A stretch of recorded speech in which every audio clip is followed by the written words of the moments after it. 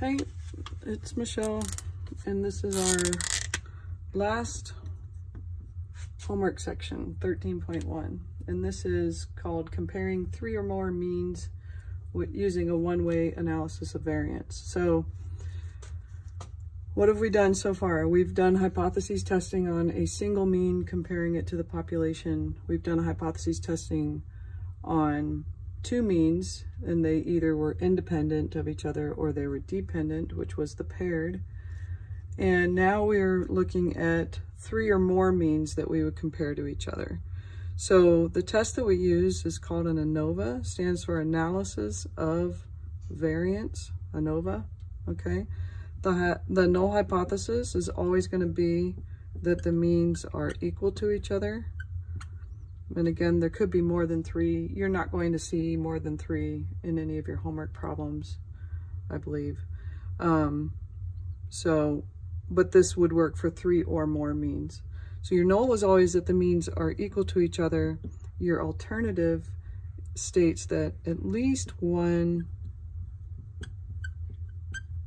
is different.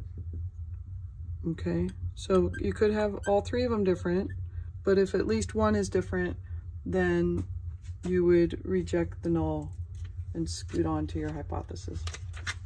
Okay, so when you run your ANOVA, the way you're going to do it on StatCrunch is you're going to do stat ANOVA and then one way is the one you're going to choose. Okay, and the statistic that they will ask for is called your F statistic. But then, of course, you're also going to look at your p-value. You're going to compare that to your alpha level of significance, just like you've been doing in the last 6 or 7 sections. And if your p-value is greater, then you will fail to reject. If the p-value is less, then you will reject the null, which means that there's something to be said about the alternative. Okay, so what's a little bit weird about this is the assumptions or the requirements in order to perform a one-way ANOVA test. Take a look at your notes. It's quite a list. It says there must be K random samples, one from each of K populations on a randomized experiment with K treatments. Anyways, and then it goes down there, 4 criteria there. So open up your notes before you start your homework. The first several questions deal with that. And I think that's about it. Once you open up your Stat ANOVA one way, you will have 3 different means. You're going to select all 3 of them in order to run your test, okay?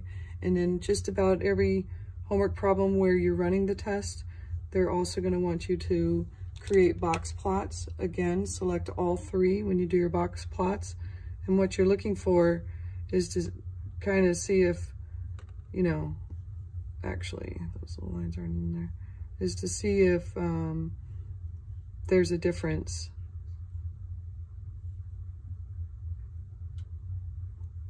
You know, like these aren't lined up, right? So that means their means aren't in the same spot. And that validates the fact that you may have rejected that null. Okay, so good luck with that. I don't think it's too hard, but please let me know if you have trouble, and I'll talk to you later.